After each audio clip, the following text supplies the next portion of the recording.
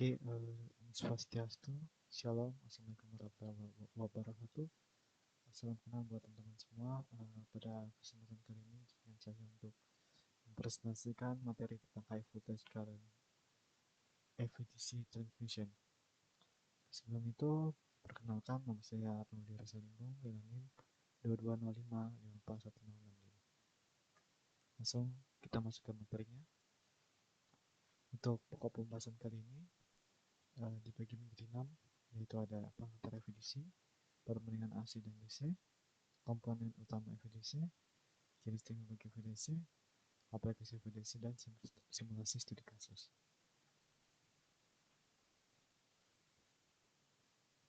Apa itu EVDC? EVDC adalah sistem transmisi listrik yang menggunakan arus searah atau DC dengan tegangan tinggi untuk mentransmisikan daya listrik dari satu titik ke titik yang lain. Sistem ini juga dirancang untuk mengatasi gelombang transmisi arus bolak-balik AC berjarak yang sangat jauh, karena EVDC memiliki rugi daya yang sangat kecil dan lebih efisien. EVDC juga memungkinkan penghubungan antara dua jaringan listrik yang berbeda tanpa harus mensinkronkan terlebih dahulu.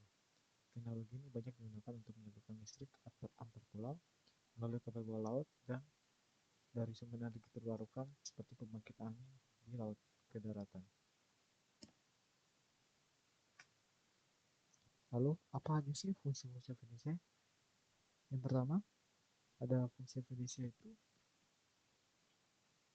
untuk transmisi jarak jauh yang lebih efisien. Karena EVDC ini sering digunakan untuk menyalurkan listrik dalam jarak yang sangat jauh karena memiliki rugi daya yang sangat kecil ketimbang sistem AC. Yang kedua, ada interkoneksi antar sistem yang tidak sinkron. EVDC dapat menghubungkan dua sistem tenaga listrik yang tidak memiliki frekuensi yang sama atau tidak tersinkronisasi, misalnya seperti antar negara ataupun antar wilayah. Yang ketiga, ada transmisi lewat kabel bawah laut. Untuk penyaluran daya melalui kabel bawah laut, misalnya seperti antar pulau, EVDC dirasa lebih cocok karena memiliki logika positif yang lebih kecil dalam kabel panjang. Selanjutnya, yang keempat ada integrasi energi terbarukan. EVDC sangat cocok digunakan untuk menghubungkan pembangkit energi terbarukan. Contohnya seperti angin lepas pantai dan tenaga surya ke jaringan utama karena lebih stabil dan mudah dikontrol. Yang terakhir ada kontrol daya yang presisi. Sistem EVDC, terutama yang berbasis VC, dapat mengatur daya aktif dan reaktif dengan sangat fleksibel dan cepat menyesuaikan terhadap kondisi beban dan gangguan. Lalu selanjutnya ada arus bolak-balik AC versus arus searah atau DC. Pertama ada arus bolak-balik. AC atau alternating current adalah jenis arus listrik yang arah dan besarannya berubah-ubah secara periodik. Sistem kelistrikan di seluruh dunia umumnya menggunakan AC untuk distribusi karena lebih mudah ditransformasikan ke berbagai level tegangan menggunakan transformator. Selanjutnya ada transmisi AC juga nih cocok untuk jarak menengah hingga jauh, namun memiliki kelemahan berupa rugi daya, orientasi, dan kapasitansi, terutama pada jaringan kabel bawah tanah atau bawah laut. Selain itu juga sinkronisasi sistem antar wilayah masih menjadi rumit karena sistem AC ini memerlukan kesamaan frekuensi dan fase. Selanjutnya arus searah atau DC. DC atau dari current adalah jenis arus listrik yang mengalir dalam satu arah tetap dan tidak berubah terhadap waktu. Dalam sistem transmisi AVDC, arus DC digunakan untuk mentransmisikan daya pada jarak yang sangat jauh karena lebih efisien dan memiliki rugi daya yang lebih rendah dibanding AC. Sistem DC juga tidak memerlukan sinkronisasi antar jaringan, sehingga memungkinkan penghubung antar sistem yang berbeda. AVDC juga lebih cocok di kabel bawah laut karena tidak terpengaruh oleh kapasitas kabel seperti AC dan memberikan kendali yang lebih baik terhadap aliran daya.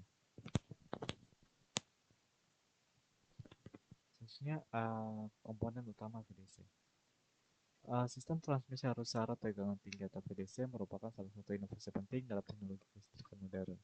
Keunggulannya dalam efisiensi transmisi jarak jauh dan fleksibilitas pengoperasian serta kemampuannya dalam menghubungkan sistem tenaga yang tidak sinkron menjadi VDC semakin banyak diterapkan di berbagai belahan dunia, termasuk untuk integrasi energi terbarukan.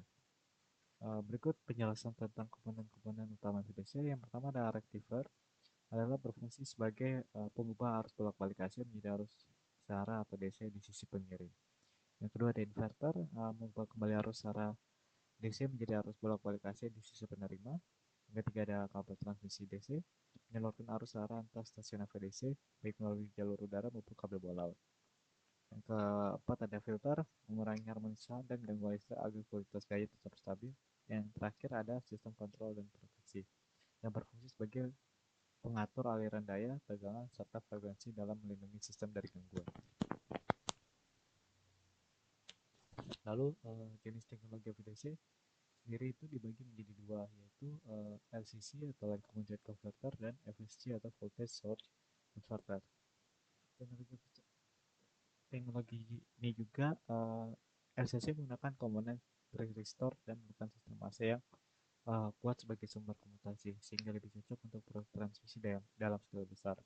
Namun kelemahan LCC sendiri adalah memiliki keterbatasan dalam penggayaan daya reaktif dan tidak ideal untuk jaringan yang lemah.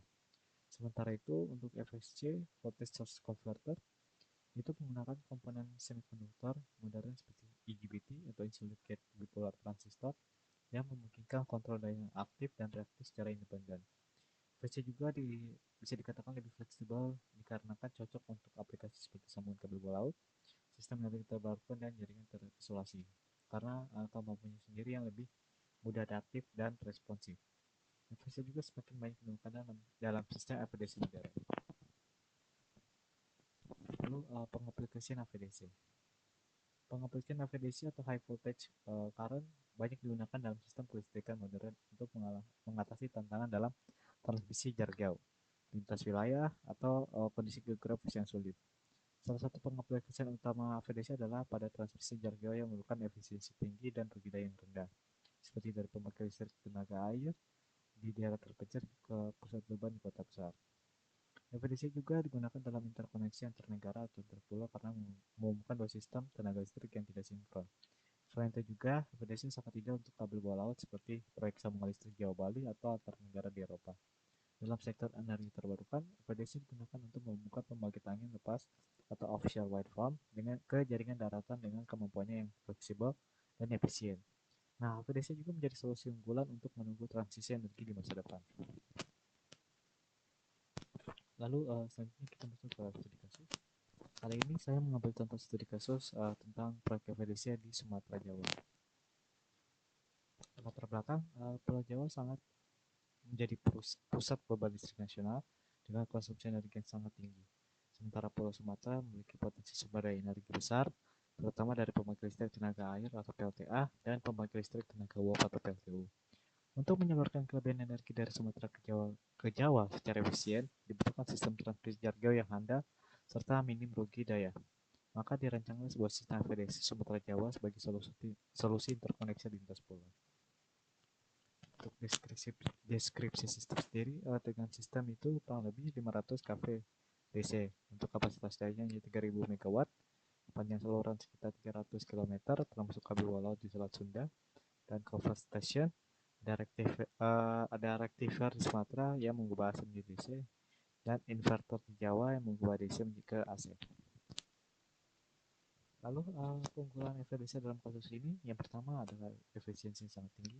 Sudah dijelaskan seperti tadi, transmisi daya dalam jumlah besar dengan rugi daya yang sangat jauh lebih rendah dibandingkan sistem AC. Yang kedua ada konteks antar sistem yang tak sinkron, tidak perlu menyinkronkan sistem listrik Sumatera dan Jawa yang secara langsung. Yang ketiga ada kabel bawah laut. FVDC dirasa lebih cocok untuk kabel bawah laut karena tidak terkena efek kapasitasi seperti sistem AC. Yang keempat ada stabilitas sistem. Itu dapat memperkuat stabilan dan keandalan sistem listrik di kedua pulau ini. Sebagai kesimpulan, proyek FVDC Sumatera Jawa ini menunjukkan bahwa teknologi FVDC sangat relevan untuk kondisi geografis Indonesia yang terdiri dari berbagai banyak pulau. Dengan keunggulan efisiensi dan fleksibilitasnya, FVDC menjadi pilihan tepat dalam mendukung pemerataan energi serta pengembangan infrastruktur kelistrikan nasional. Oke, mungkin sekian dari saya. Makasih atas perhatiannya. Om Paramasanti, Om Santi Om. Assalamualaikum warahmatullahi wabarakatuh. Shalom. Salam sehat untuk kita semua.